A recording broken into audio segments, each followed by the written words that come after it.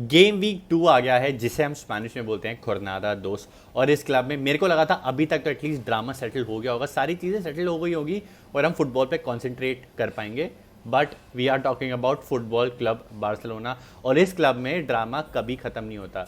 Player की registration अभी भी अनसर्टेन है, किस स्टेडियम में खेलेंगे स्टिल अनसर्टेन। प्लेयर के फ्यूचर को लेके भी काफ़ी सारी चीज़ें अनसर्टेन है। तो चीज़ें एक एक करके अनपैक करते हैं। By the way guys, did you check out my new T shirt? ये मैंने ली है शॉप फुटबॉल से। अगर आपको ये टी शर्ट चाहिए, नीचे मैंने डिस्क्रिप्शन में लिंक दिया हुआ है, जाके खरीदो और मेरा कूपन कोड यूज़ करो ESP20, आपको 20% ऑफ मिलेगा। ये नहीं तो कोई और आप टी शर्ट चेकआउट कर सकते हो। मार्क कसाडो छोड़ के जा रहे हैं, ये वाली न्यूज़ ब्रेक करी थी मतेओ मोरेतो ने। मार्का के एक ये जर्नलिस्ट है और यही सेम जर्नलिस्ट ने इनिगो मार्टिनेज की भी न्यूज़ बताई थी। एंड जब ये न्यूज़ ब्रेक हुई थी इनिगो मार्टिनेज की, तो काफ़ी सारे प्लेयर शॉक में थे, आउट ऑफ नोवेयर आई थी। तो सेम ही तरीके से जब इन्होंने कसाडो की न्यूज़ ब्रेक करी तो काफ़ी सारे फैंस को डर लगने लग गया। तो मैंने भी अपना एक रिसर्च करी, पूरा आर्टिकल पढ़ा कि इंटरेस्ट आ कहाँ से रहा है, वो छोड़ना चाहते हैं, क्लब उनको फोर्स आउट कर रहे हैं। तो पूरा मैंने आर्टिकल अच्छे से पढ़ा और मैं आपको वही इन्फॉर्मेशन पास ऑन करना चाहता हूँ कि कोई कन्फ्यूजन ना रहे, कोई मिस इन्फॉर्मेशन ना, क्योंकि इंस्टाग्राम और ट्विटर पे बहुत ही जल्दी एक मिस इन्फॉर्मेशन फैल जाती है। तो जो मैंने पढ़ा और जो मुझे समझ आया मैं आपको बताता हूँ। 30 मिलियन का एक प्राइस लगा है मार्क कसाडो पे, और ये जो इंटरेस्ट आया ना, ये दूसरे बाइंग क्लब्स की साइड से आया है from the Premier League like Wolves, Bournemouth and West Ham. Spain में Real Betis is also interested, और अभी एक फ्रेंच क्लब है ओलंपिक मार्से, वो भी very much in the race आ गया है टू बाय मार्क कसाडो। तो ये जो क्लब्स हैं उन्होंने बार्सा की फाइनेंशियल सिचुएशन देखी, उनको लगा कि यार ये मौका है, एक बढ़िया डिफेंडर सस्ते में ले लेते हैं, विच is a great move from there part. But इसमें एक बहुत बड़ा बट है, वो ये है कि ये बार्सिलोना की साइड से नहीं आया कि they want to sell Marc Casado, ना कि मार्क कसाडो ने ये बोला that I want to leave Barcelona. But इसमें जो सबसे ज़्यादा नोटिसेबल चीज़ है ना, वो ये है कि जो इंटरेस्ट है वो दूसरे क्लब से आया है। बार्सिलोना ने ये नहीं बोला that we want to sell Marc Casado, ना कसाडो ने बोला है कि मेरे को गेम टाइम कम मिलेगा, इस चक्कर में मैं छोड़ के जाना चाहता हूँ।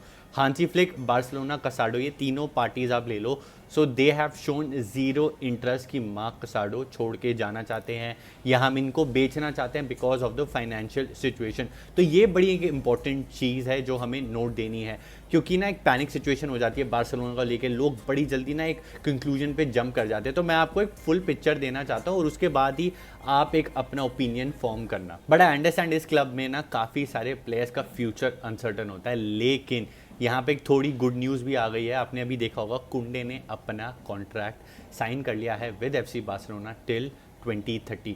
उन्होंने एक बहुत अच्छी चीज़ करी है जो काफ़ी सारे लोगों को नहीं पता, तो मैं आपके साथ वो शेयर करना चाहता हूँ। पहले उनकी सैलरी होती थी 13.5 मिलियन, उन्होंने वो सैलरी अपनी 60% एक पे कट ले लिया है और 5.5 मिलियन कर लिया, and that is a very big thing. Kudos to Jules Koundé that he has been an amazing servant for Football Club Barcelona and he still continues to deliver on and off the pitch. तो जो हमारी financial situation है उसको समझते हुए कुंडे ने एक परफेक्ट डिसीजन लिया। कहीं ना कहीं वो काफ़ी ज़्यादा खुश हैं बार्सिलोना में, तो इस चक्कर में उन्होंने ये डिसीजन लिया है and I am very happy that we have players like कुंडे।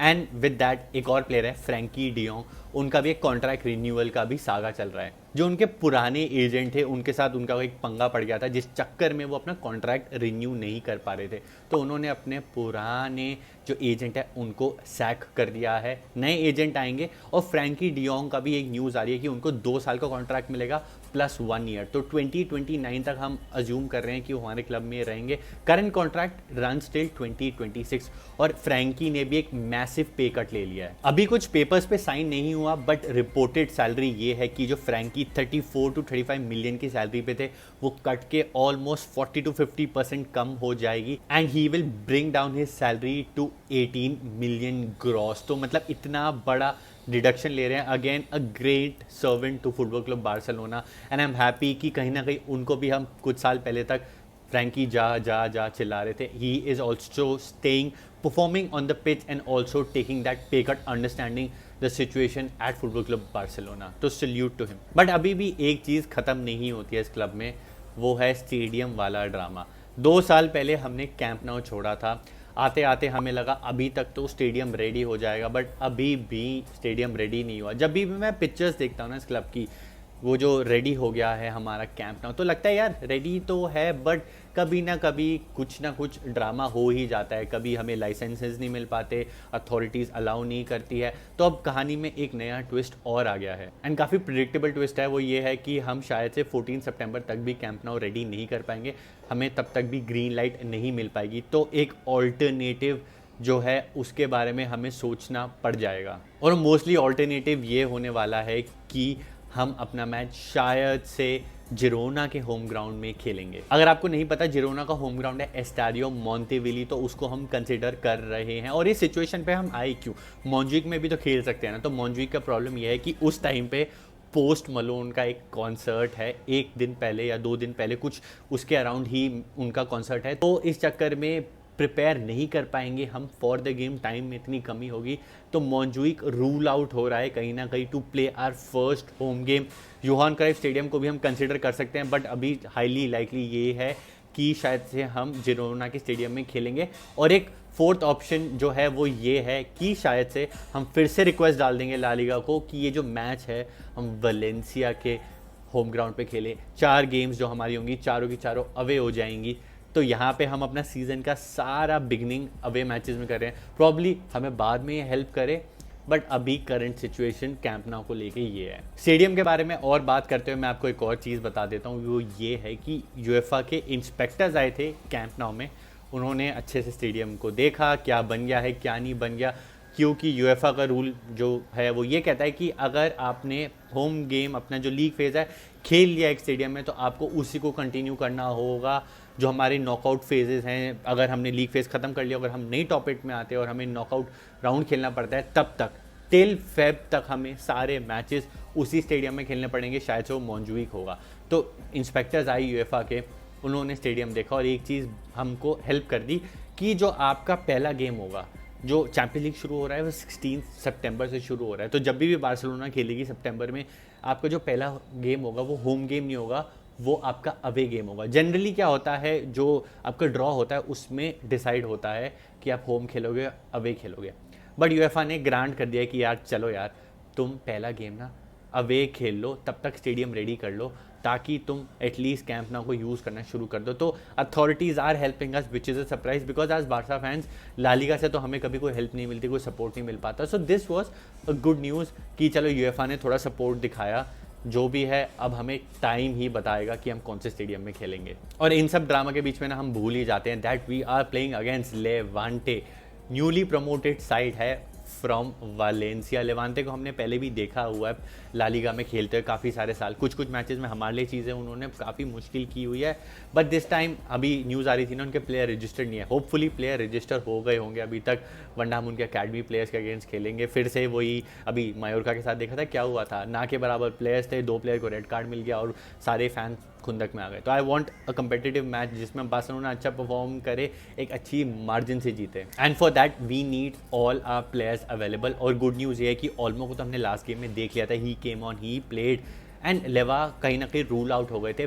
बट लेटेस्ट न्यूज़ ये है कि Lewa was back in the training. अभी उनका बर्थडे निकला, he just turned 37, so he will be back with the squad. Will he start the game is the bigger question, and in my opinion Lewa start नहीं करेंगे। जो मैं Hansi Flick को जानता हूँ ना, वो एकदम से प्लेयर को स्टार्ट नहीं दे देते, धीरे धीरे करके इंटीग्रेट करते हैं। स्पेशली लेवा की एज देखते हुए 37 के हैं वो, चैंपियंस लीग में उनको ज़्यादा अपॉर्चुनिटी मिलेगी, ला लीगा में उनको रेस्ट कर देंगे probably in the dying minute, 70th 80th minute के अराउंड आप लेवा को देख सकते हो। स्क्वाड के साथ वो पक्का होंगे, ट्रैवल भी शायद से करेंगे, बट स्टार्ट उनको नहीं मिलेगी। एक ये पॉसिबल लाइनअप है जो मैंने आपको दिखा दिया, जो मेरे हिसाब से होना चाहिए in the Levante game.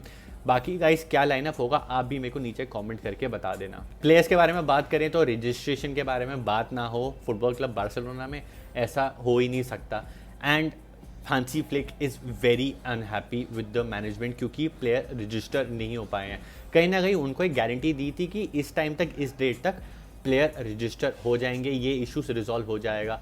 But अभी भी हमारे players like Roony Bardghji, Gerard Martin and Szczesny register नहीं हुए हैं। तो कहीं ना कहीं ये सिचुएशन हमारी हैम्पर हो रही है। मैं आपको समझाता हूँ। हमारे जो सेकंड चॉइस कीपर अभी हैं वो हैं इन्याकी पेनिया। इन्याकी पेनिया को हमें बेचना है कोमो को या कोई भी क्लब को, तो इस चक्कर में हम उनको बेच नहीं पा रहे जब तक शेजनी रजिस्टर नहीं हो पाएंगे। एंड प्रॉब्लम क्या है ना कि इन्याकी पीना को ट्रस्ट नहीं कर रहे, मतलब हांसी फ्लिक उनको नहीं खिलाना चाहते हैं, तो बड़े पत्थर रख के अपने दिल पे वो इन्याकी पीना को बेंच पे ज़रूर बिठा रहे हैं, but he wants Szczesny to be the second choice, sit on the bench, ताकि हम एटलीस्ट आगे तो बढ़ पाएँ। Then the second issue is हमारे पास लेफ्ट फुटेड सेंटर बैक नहीं है। इन्हीं को मार्टिनेज चले गए, तो हमको पता है कि वो लेफ्ट फुटेड सेंटर बैक चाहिए हमें कैसे ना कैसे करके, तो वो चाहते हैं कि जेरार्ड मार्टिन रजिस्टर हो, ताकि हम एटलीस्ट एक लेफ्ट फुटेड सेंटर बैक तो खिला पाए। जेरार्ड मार्टिन को सेंटर बैक में खिलाएं ला लीगा में, उनको और कॉन्फिडेंस और एक्सपीरियंस दे। तो इस चक्कर में भी Hansi Flick is very unhappy. He will meet Deco और अपना ये कंसर्न है करेंगे, ताकि ये टॉप प्रायोरिटी बन जाए प्लेयर रजिस्ट्रेशन। और रूनी बारजी भी हमें चाहिए यार, इज़ अ टैलेंटेड प्लेयर, हमने एशिया टूर में देखा था। तो रजिस्ट्रेशन का एक सागा तो एटलीस्ट खत्म हो, फिर हम स्टेडियम के सागा में आगे बढ़ेंगे। मतलब मेरे को ना इस क्लब को देख के लगता है ये क्लब एक बीकर है जिसमें बहुत सारे होल्स हुए पड़े हैं, और हम ना डक्ट टेप यूज़ करके एक होल भरते हैं तो इधर से पानी निकलने लग जाता है, यहाँ पे डक्ट टेप लगाते हैं तो वहाँ से पानी निकलने लग जाता है। स्टेडियम का चीज़ खत्म होती है, प्लेयर रजिस्ट्रेशन पे आ जाती है, फिर कॉन्ट्रैक्ट रिन्यूअल पे बात आ जाती है, फिर लाली का कुछ पंगा डाल देता है। इस क्लब में ड्रामा कभी ख़त्म नहीं होता। बट टिल द टाइम, मैं फिर से बोलूँगा, फुटबॉल पिच पे हम जीत रहे, आई एम हैप्पी। अभी भी मेरे को लगता है 1 से 1.5-2 साल और लगेगा जहाँ चीतन नॉर्मल होएगी। So you fans and including myself, buckle up, things are not going to be easy at football club Barcelona. Match जीतेंगे, बस उसके बाद आप जो भी ड्रामा होगा ना उसको एक कान से सुनना और एक कान से निकाल देना। Till the time we are winning on the pitch, nothing beats that. Thank you guys for watching the video till the end. Give your 2 cents, अपना ओपिनियन दो, मैं आपका ओपिनियन पढ़ता हूँ, जो भी आपको लगता है अबाउट ऑल द ड्रामा, जो भी मैंने आज चीज़ें डिस्कस करी उसके बारे में बताना। टी शर्ट अच्छी लगी है, नीचे डिस्क्रिप्शन में मैंने लिंक दिया हुआ है, गो बाय इट, मेरा कूपन कोड यूज़ कर लेना। See you in the next one, विस्का बार्सा सेम्प्रा।